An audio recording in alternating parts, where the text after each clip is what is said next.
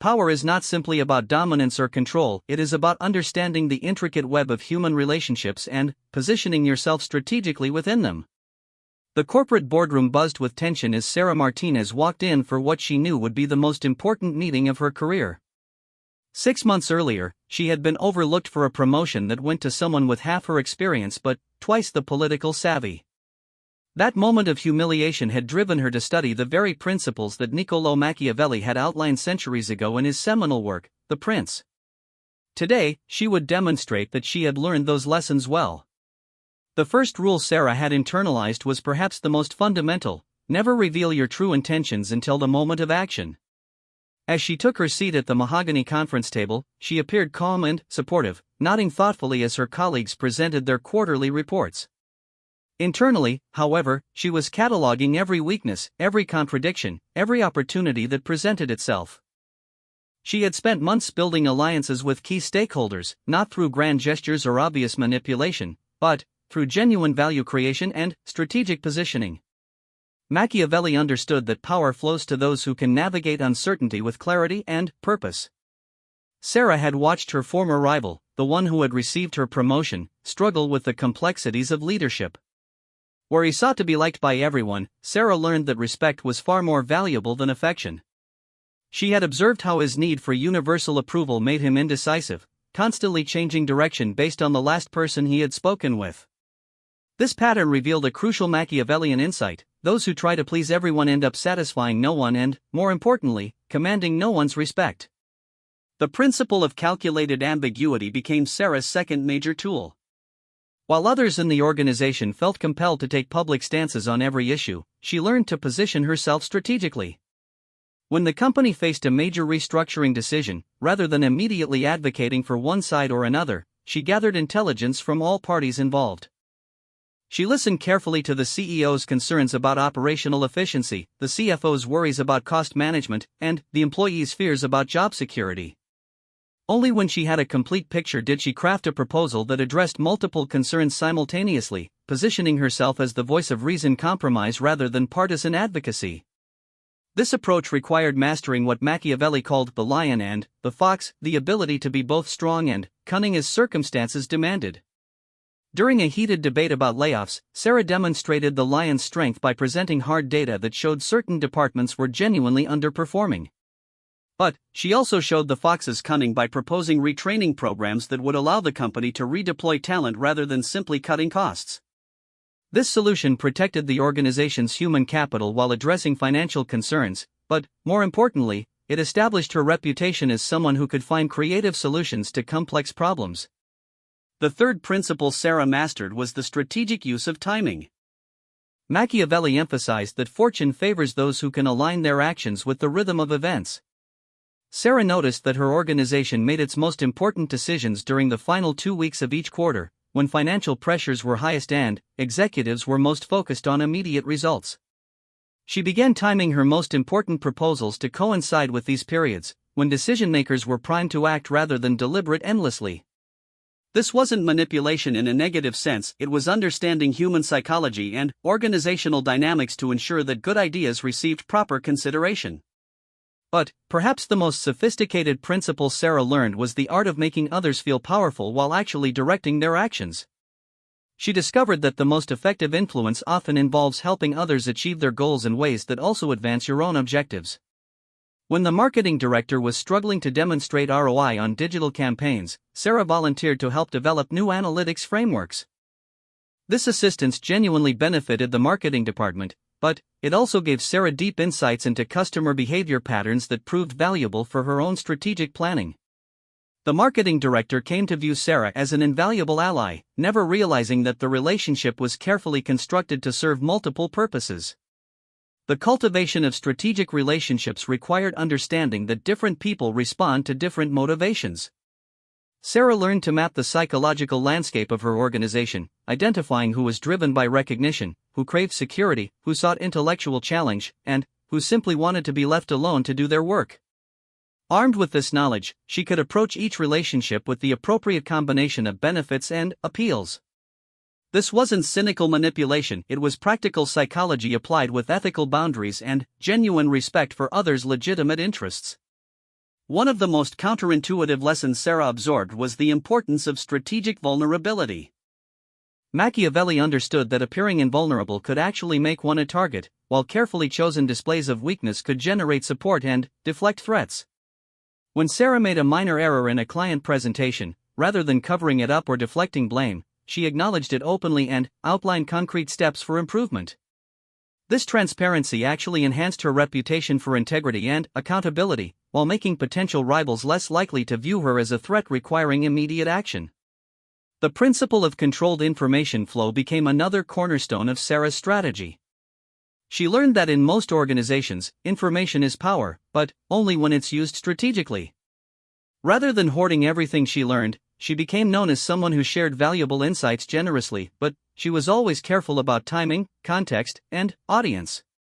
When she learned about upcoming changes in company strategy, she shared this information with key allies in ways that helped them prepare and succeed, thereby strengthening their loyalty and increasing their trust in her judgment. Sarah also mastered the delicate balance between confidence and humility that Machiavelli recognized as essential for sustainable leadership. She learned to present her ideas with conviction while remaining open to feedback and course corrections. This approach prevented the kind of overreach that often destroys rising leaders, while ensuring that her contributions were taken seriously. When presenting her restructuring proposal, she framed it not as the definitive solution, but as a framework that could be refined based on collective wisdom and changing circumstances. The first part of Sarah's education in Machiavellian principles culminated in her understanding that true power comes not from controlling others, but from creating situations where others' success depends on your own. By the time she walked into that crucial board meeting, she had positioned herself as an indispensable resource for multiple departments, a bridge between different factions within the organization, and a source of innovative solutions to persistent problems. She had learned that sustainable influence requires building systems and relationships that create mutual benefit rather than zero-sum competition. As the meeting progressed and her colleagues began discussing the challenges facing the organization, Sarah recognized that her months of preparation were about to pay off. She had internalized the fundamental Machiavellian insight that power is not seized through force or deception, but earned through competence, strategic thinking, and the ability to help others achieve their legitimate objectives. The promotion she had been denied months earlier had taught her that good work alone was insufficient. She needed to master the human elements of organizational dynamics. The transformation from feeling powerless to understanding the mechanisms of influence had required Sarah to challenge many of her previous assumptions about how organizations really functioned. She had believed that merit alone would be recognized and rewarded, that good intentions were sufficient, and that avoiding office politics was somehow more noble than engaging with them constructively. Machiavelli's insights helped her realize that these beliefs, however admirable in theory, left her vulnerable to others who understood the realities of human nature and organizational dynamics. By the end of this foundational period, Sarah had developed what she came to think of as strategic empathy, the ability to understand others' perspectives and motivations not for the purpose of exploitation, but for the purpose of creating better outcomes for everyone involved. This approach honored the Machiavellian insight that sustainable power must be based on genuine value creation rather than mere manipulation or coercion. She was ready to move from understanding these principles to implementing them in increasingly sophisticated ways. Part 2, The Architecture of Influence. The transformation in Sarah's approach to organizational dynamics became evident during the second phase of her development, which coincided with the company's most challenging period in years. A major competitor had launched a disruptive product that threatened the core business model, and internal debates raged about how to respond. This crisis provided the perfect laboratory for applying advanced Machiavellian principles, particularly the concept that apparent chaos often creates the greatest opportunities for those prepared to act decisively. Sarah recognized that crisis situations reveal the true character of leadership and create openings for new voices to emerge. While others panicked or retreated into defensive postures, she saw the disruption as a chance to demonstrate the strategic thinking she had been developing. However, she also understood that any response must be carefully calibrated to avoid appearing opportunistic or disloyal to existing leadership. The key was to position herself as someone who could help the organization navigate uncertainty rather than someone seeking to capitalize on others' difficulties. The fourth major principle Sarah mastered was the strategic use of coalition building. Machiavelli understood that individual brilliance was rarely sufficient to achieve lasting change. Sustainable influence required the ability to align multiple stakeholders around common objectives. Sarah began identifying natural alliances within the organization, not based on personal friendships or traditional hierarchies, but based on shared interests and complementary capabilities. She discovered that the head of research and development shared her concerns about the company's slow adaptation to market changes, while the operations director was frustrated by the lack of coordination between departments. Rather than simply complaining about these issues, Sarah proposed a cross-functional task force to develop response strategies to the competitive threat. This initiative served multiple purposes simultaneously. It addressed a genuine business need, it created a platform for demonstrating her strategic capabilities, and it established her as someone who could build bridges between different parts of the organization. The task force became a vehicle for implementing several Machiavellian principles simultaneously, including the importance of creating frameworks that outlast individual personalities and the value of making others feel invested in outcomes they help create. The fifth principle Sarah internalized was the art of managing perceptions without sacrificing authenticity. Machiavelli recognized that appearance and reality are both important, but they must be aligned to create sustainable influence. Sarah learned to think carefully about how her actions would be interpreted by different audiences, not to manipulate those perceptions, but to ensure that her genuine intentions were understood correctly. When she volunteered to lead the competitive analysis portion of the task force's work, she made sure to frame this as service to the organization rather than personal ambition.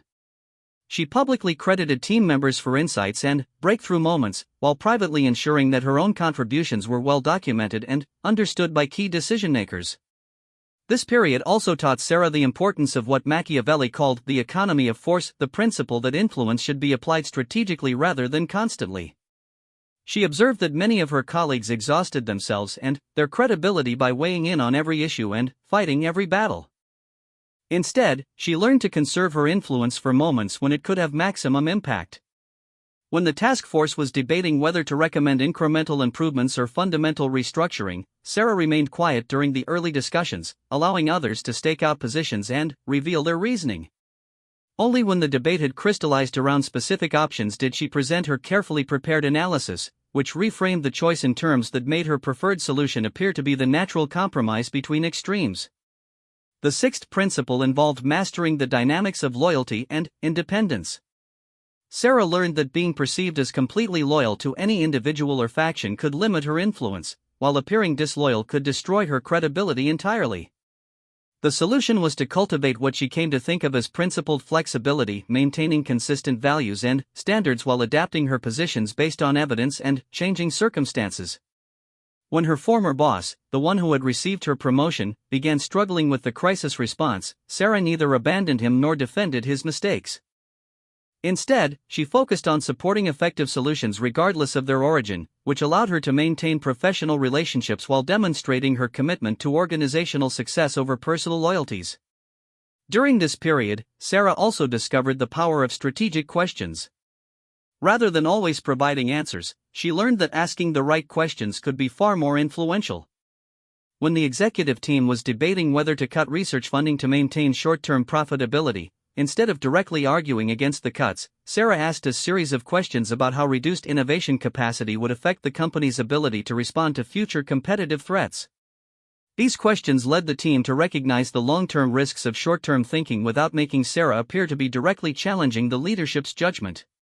The Socratic approach allowed others to reach conclusions on their own, which made them far more committed to the resulting decisions. The seventh principle Sarah mastered was the strategic use of information asymmetry. She learned that having unique insights or data could be enormously powerful, but only if used wisely. Through her work on competitive analysis, she developed expertise in market trends and customer behavior that few others in the organization possessed. Rather than using this knowledge to embarrass others or demonstrate superiority, she shared insights in ways that helped colleagues succeed while establishing her as a valuable resource. When the sales director was struggling to understand why certain customer segments were defecting, Sarah provided analysis that helped him develop more effective retention strategies. This assistance strengthened their professional relationship while demonstrating the practical value of her analytical capabilities. Sarah's growing influence during this period was also based on her ability to help others save face while changing course. She understood that one of the greatest barriers to organizational adaptation was the human tendency to double down on failing strategies rather than admit mistakes. When the marketing department's response to the competitive threat was clearly ineffective, rather than pointing out the flaws publicly, Sarah worked with the marketing director to develop what they called Phase 2 of the strategy. This approach allowed the marketing team to pivot without acknowledging failure, while ensuring that the new direction was more likely to succeed. The ability to provide people with graceful exits from untenable positions became one of Sarah's most valuable skills. The eighth principle involved understanding the rhythm of organizational decision-making and positioning herself appropriately within those cycles. Sarah learned that most major decisions went through predictable phases: initial awareness of an issue, information gathering, debate among alternatives, and, finally, commitment to action. She discovered that her influence was greatest when she could shape the information gathering phase and help frame the alternatives under consideration. By the time formal debates began, the range of acceptable options had often been predetermined by earlier discussions and analyses. This insight led her to focus on background conversations, preliminary research, and informal consultations that occurred well before official decision-making processes began. Sarah also mastered what Machiavelli understood as the importance of institutional thinking. Rather than simply solving immediate problems, she learned to consider how solutions would affect organizational culture and capabilities over time. When proposing changes to how the company responded to competitive threats, she considered not just whether the changes would address current challenges, but whether they would build capabilities for handling future challenges. This long-term perspective made her proposals more sustainable and established her reputation as someone who thought strategically rather than just tactically. The second phase of Sarah's development culminated in her recognition that true influence comes from helping organizations become more effective rather than simply advancing personal interests. The task force she had helped create produced recommendations that were implemented across the company, leading to improved coordination between departments and more agile responses to market changes. Her role in these improvements was widely recognized, but, more importantly, she had learned to create value in ways that naturally led to increased influence and responsibility. By this point, Sarah understood that Machiavellian principles, properly applied, were not about manipulation or exploitation, but about understanding human nature and organizational dynamics well enough to create beneficial outcomes for all stakeholders. The competitive crisis that had initially seemed threatening had become an opportunity to demonstrate leadership capabilities and build lasting relationships based on mutual benefit and respect. She was ready for the final phase of her development, learning to wield significant influence responsibly and sustainably. Part 3: The Mastery of Sustainable Power. The final phase of Sarah's education in Machiavellian leadership began 18 months after her initial transformation, when she was offered the position of Vice President of Strategic Development, a role that essentially made her responsible for guiding the company's long-term direction. This promotion represented not just personal success, but vindication of her belief that principled application of strategic thinking could lead to outcomes that benefited everyone involved. However, with greater authority came greater responsibility and more complex challenges that required the most sophisticated understanding of power dynamics. The ninth principle Sarah had to master was what Machiavelli called the necessity of being both feared and loved, while ensuring that one was never hated. In her new role, she had to make decisions that would sometimes disappoint or even harm individual interests for the sake of organizational survival and growth. The key was to ensure that such decisions were seen as necessary and fair rather than arbitrary or self-serving. When market conditions forced her to recommend closing an underperforming division, she spent weeks developing comprehensive transition plans for affected employees, including retraining programs, generous severance packages, and assistance finding new positions within the company or elsewhere. This approach minimized the personal impact of a difficult business decision while demonstrating that such choices were made reluctantly and with careful attention to human consequences. Sarah learned that sustainable authority requires what she came to think of as transparent reasoning, the ability to explain not just what decisions were made, but why they were necessary and how alternatives were considered. When employees questioned the division closure, she was able to walk them through the financial analysis, market projections, and strategic considerations that made the decision unavoidable. This transparency didn't eliminate all disagreement or disappointment, but it prevented the kind of resentment that could undermine her long-term effectiveness. People might not like her decisions, but they understood that she wasn't making them carelessly or for personal benefit. The 10th principle involved mastering the delicate balance between delegation and control that effective leadership requires. Sarah discovered that trying to make every decision personally was not only exhausting but counterproductive, as it prevented others from developing their capabilities and created bottlenecks that slowed organizational response times. However, delegating without appropriate oversight could lead to decisions that contradicted strategic objectives or created new problems. The solution was to create clear frameworks and guidelines that allowed others to make decisions independently while ensuring alignment with overall goals. She developed what she called decision architecture, systems that empowered people to act within defined parameters while automatically escalating issues that required higher-level attention. This approach required extensive investment in developing other strategic thinking capabilities. Sarah instituted regular strategy sessions where team members could practice analyzing complex situations and proposing solutions. These sessions served multiple purposes. They improved the quality of decision-making throughout the organization, they identified individuals with exceptional analytical capabilities, and they created a shared vocabulary and approach to strategic thinking that improved coordination and communication.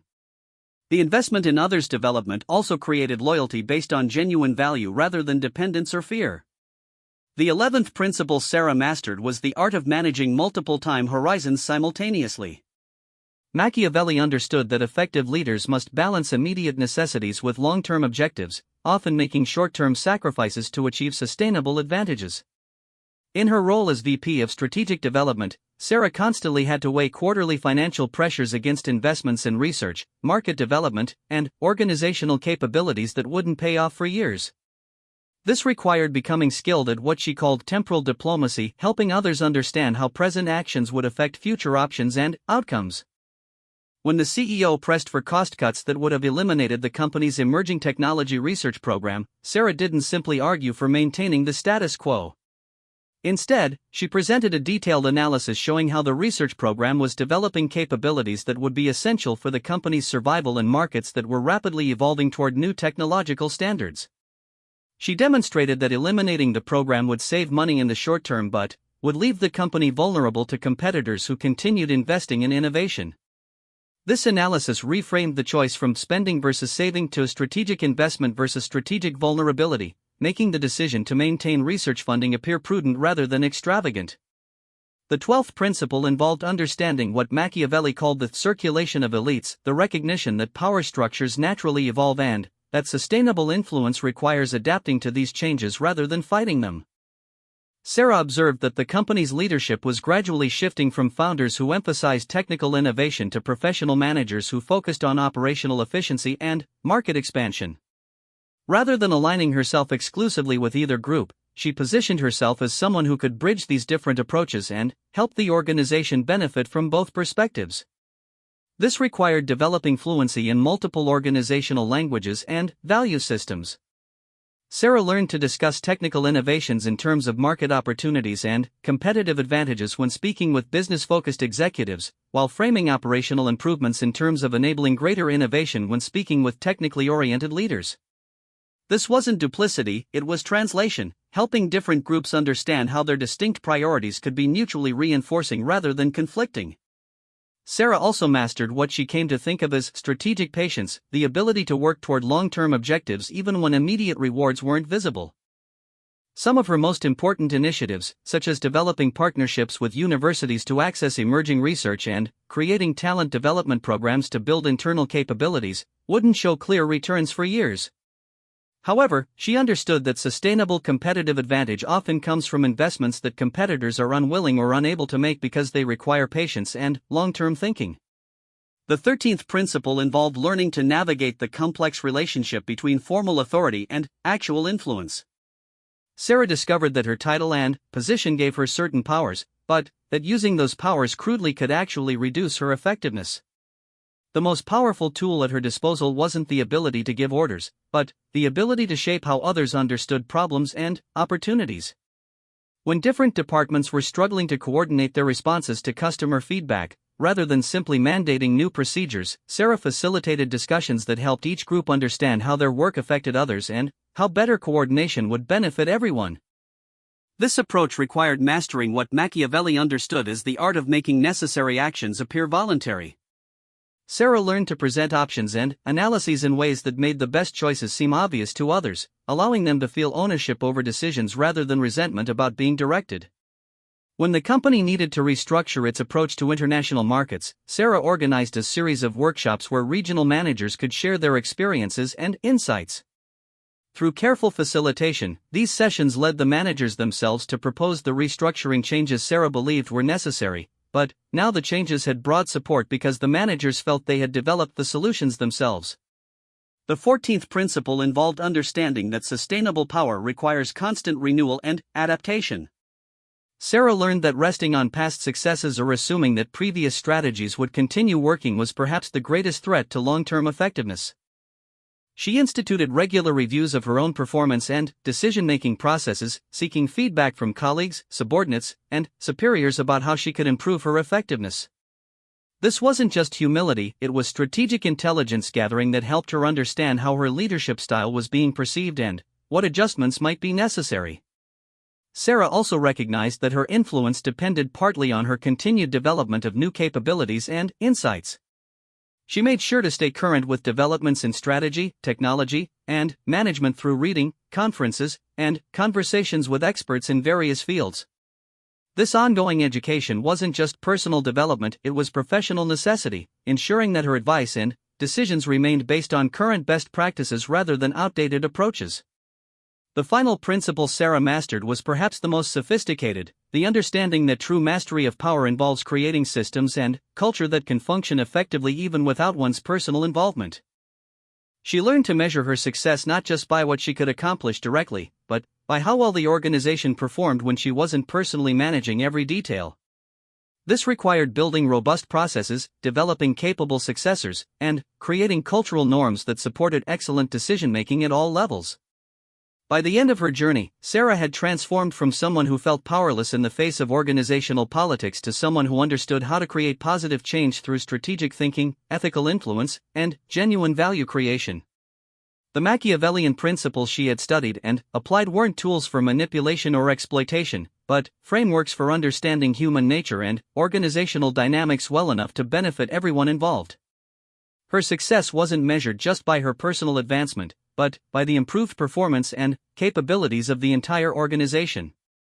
The competitive crisis that had originally seemed so threatening had been successfully navigated, the company had emerged stronger and more adaptable, and Sarah had played a crucial role in that transformation. More importantly, she had learned that true power comes not from controlling others, but from creating conditions where everyone can succeed and contribute to shared objectives.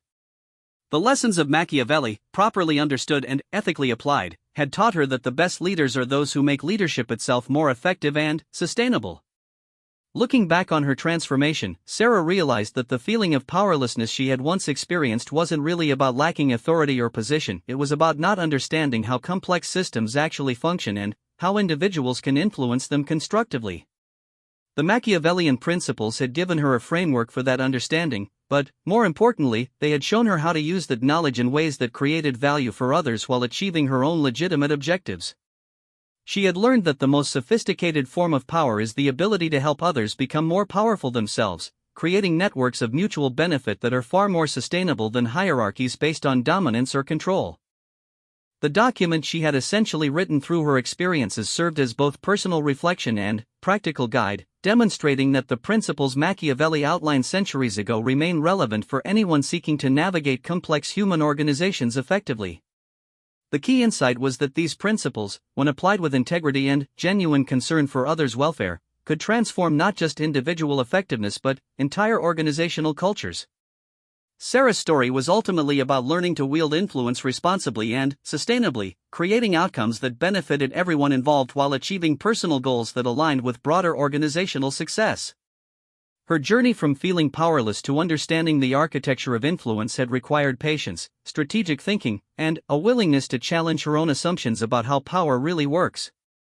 But the result was not just personal advancement, it was the development of capabilities that made her genuinely valuable to others and contributed to outcomes that everyone could be proud of. This was the true lesson of Machiavellian leadership, that the most enduring power comes from creating value for others while achieving objectives that serve the common good.